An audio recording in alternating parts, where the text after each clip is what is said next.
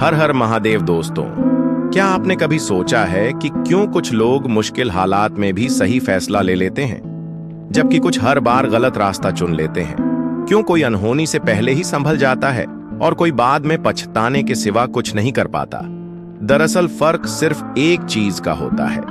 बुद्धि और विवेक का बुद्धि तर्क करती है, विश्लेषण करती है, लेकिन अक्सर देर कर देती है, जबकि विवेक पहले ही सचेत कर देता है, सही और गलत का भेद बता देता है। बुद्धि हमें अनुभवों से सिखाती है, लेकिन विवेक बिना भोगे ही सही दिशा दिखा देता है। अब सवाल यह है, क्या 0040 हम अपने विवेक की आवाज सुनना जानते हैं, या फिर इसे नजरअंदाज कर बार बार वही गलतियां दोहराते रहते हैं? आज इस दिव्य यात्रा में हम बुद्धि और विवेक के गहरे रहस्य को समझेंगे, जो हमारे जीवन को नई दिशा दे सकता है।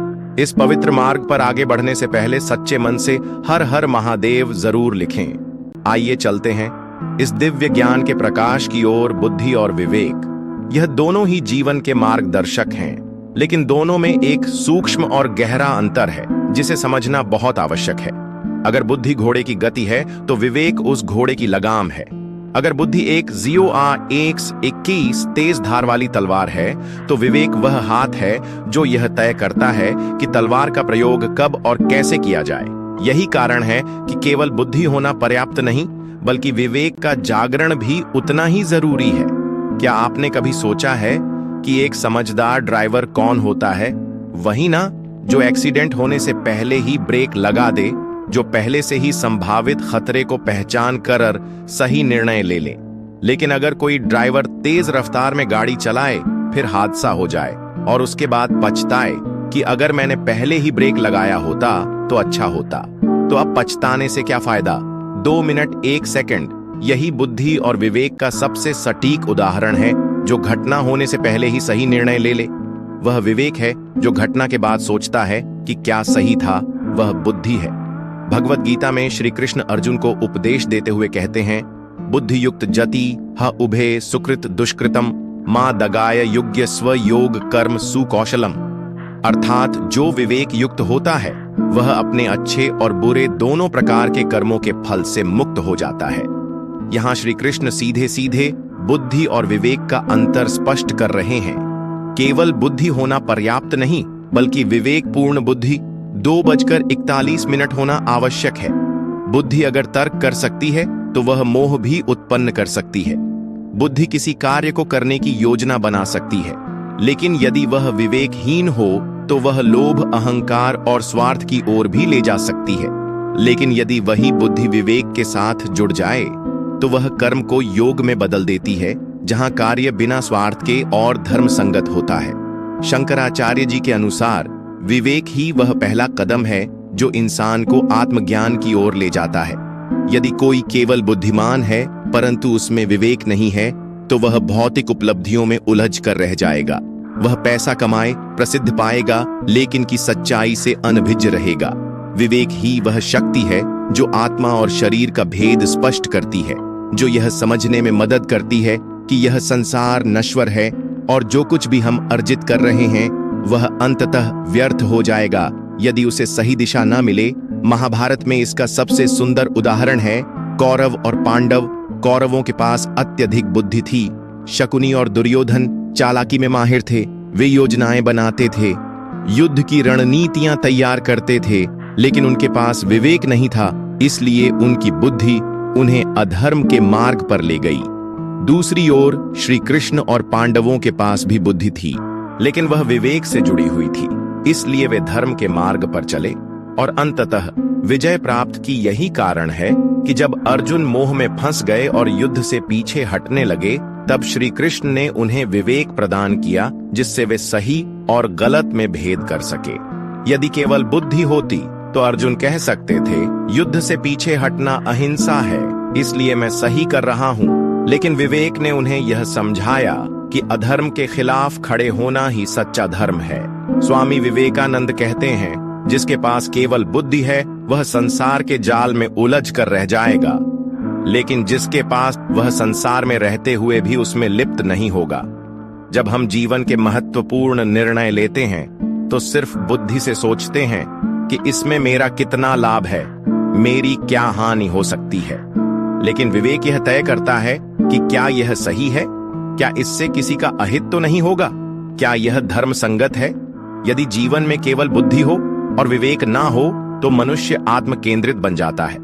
वह केवल अपने लाभ हानि की सोचता है, रिश्तों को व्यापार की तरह देखता है और अंततः जीवन में एक शून्यता का अनुभव करता है।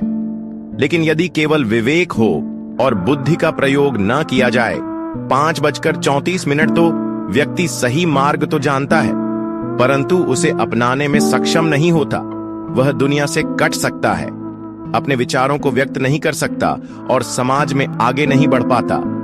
नहीं ज्ञानेन सदृशम पवित्र महाविद्यते तत्स्वयं योग संसिद्धा काले नात्मनिविंद। अर्थात इस संसार में ज्ञान से बढ़कर कोई पवित्र चीज नहीं है, परंतु यह ज्ञान उसी को प्राप्त होता है जो योग युक्त होकर विवेक के साथ अपने भीतर इसे अनुभव करता है। यहाँ ज्ञान का महत्व बताया गया है, लेकिन केवल ज्ञान होना पर्याप्त नहीं। जब तक विवेक रूपी योग से वह जुड़ा नहीं होगा, तब 6:16 तक वह ज्ञान सही दिशा में उपयोग नहीं होगा। हमारा विवेक सोया हुआ है। जब यह जागेगा तब हमें एहसास होगा कि हमारे मन में जो चाह आई है वह वास्तव में भगवान की इच्छा है या केवल हमारे मन की कल्पना। जब विवेक जागृत होता है तभी हमें यह भेद समझ आता है कि जो कुछ हम चाह रहे हैं वह आत्मा की शुद्ध प्रेरणा है या हमारे अहंकार, इच्छाओं और मोह का खेल। जब तक विवेक सोया रहता है हम अपनी हर इच्छा को सही मानते रहते हैं, लेकिन जैसे ही यह जागता है हमें दिखने लगता है कि सच क्या है और भ्रम क्या है। अब सवाल यह है, इस सोए हुए विवेक को जागृत 6:58 कैसे करें। जैसे जल में रखे नमक का स्वाद पानी में घुल जाता है, वैसे ही बुरी संगति हमारे विवेक को कमजोर कर देती है। संत तुलसीदास जी कहते हैं, बिनु सत्संग विवेक ना हुए, मतलब सही और गलत की पहचान करने की शक्ति, अर्थात विवेक बिना सत्संग के जागृत नहीं होती। जो साधु संतों की संगति करता है उसका मन निर्मल होता है और वह सही निर्णय ले पाता है। संगत की जय साधु की कभी ना निष्फल हुए। लोहा पारस पर सतह सो भी कंचन हुए, अर्थात जैसे लोहा पारस के स्पर्श से सोना बन जाता है, वैसे ही संतों की संगति से साधारण मनुष्य भी महान बन जाता है। यदि 7:41 हम अच्छे सद्गुणी और ज्ञानी लोगों के साथ रहते हैं, उनके विचार सुनते हैं, तो हमारे भीतर भी वही गुण आने लगते हैं। बिनु सत्संग विवेक न होई, राम कृपा बिनु सुलभ न सोई।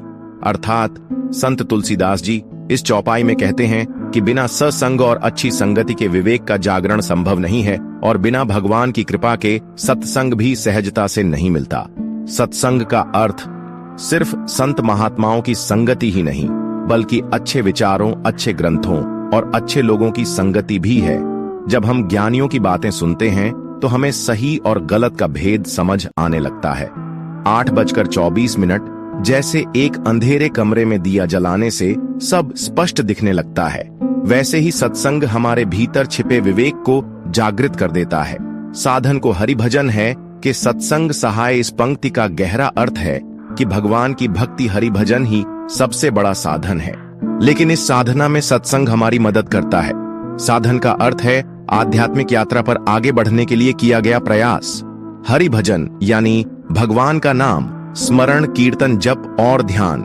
दोस्तों, अब सवाल यह भी है कि अगर बिना भगवान, इसका सिर्फ एक ही उत्तर है, निष्काम भाव से पूर्ण समर्पण और भगवान से मिलने की तीव्र व्याकुलता। जब हमें भगवान से इतना प्रेम हो जाए कि आत्मा उस निराकार से मिलने ध्यान करें नियमित रूप से, चाहे सुबह या शाम, जब भी समय मिले। ध्यान का अर्थ केवल बैठकर आंखें बंद करना नहीं है, बल्कि अपने मन को भीतर की ओर मोड़ना है। ध्यान में मैं ध्यान कर रहा हूं का भाव भी नहीं होना चाहिए। अगर विचार आए तो परेशान ना हो, उन्हें आने दें, जाने दें। बस खुद को साक्षी भाव में रखें। जैसे आकाश में बादल आते जाते रहते हैं, वैसे ही विचार भी आते जाते रहेंगे, लेकिन ध्यान करने वाला आकाश की तरह अडिग रहना चाहिए। विवेक जागृत हो तो जीवन का हर निर्णय सही दिशा में बढ़ता है। सत्संग, ध्यान और भगवान को समर्पित कर्म, यही वे दिव्य साधन हैं जो हमें जीवन में वास्तविक आनंद और शांति प्रदान कर सकते हैं। हम हर दिन सोचते हैं कि आज नहीं कल से शुरू करेंगे, लेकिन सत्य यही है कि समय किसी के लिए नहीं रुकता। जो पल अब भी हमारे पास है वही सबसे अनमोल है। अगर विवेक को जगाना है तो इसे अभी से, इसी क्षण से जागृत करना होगा। अगर आपको यह भगवत चर्चा अच्छी लगी तो कमेंट में सच्चे मन से हर हर महादेव जरूर लिखें। आपका एक प्यारा सा कमेंट हमें नई ऊर्जा देता है और हमारी इस आध्यात्मिक यात्रा को आगे बढ़ाने में मदद करता है। अगर आप और ऐसे ही ज्ञानवर्धक, जीवन को बदलने वाले विचारों से जुड़े रहना चाहते हैं तो चैनल को सब्सक्राइब जरूर करें। हर हर महादेव, जय महाकाल।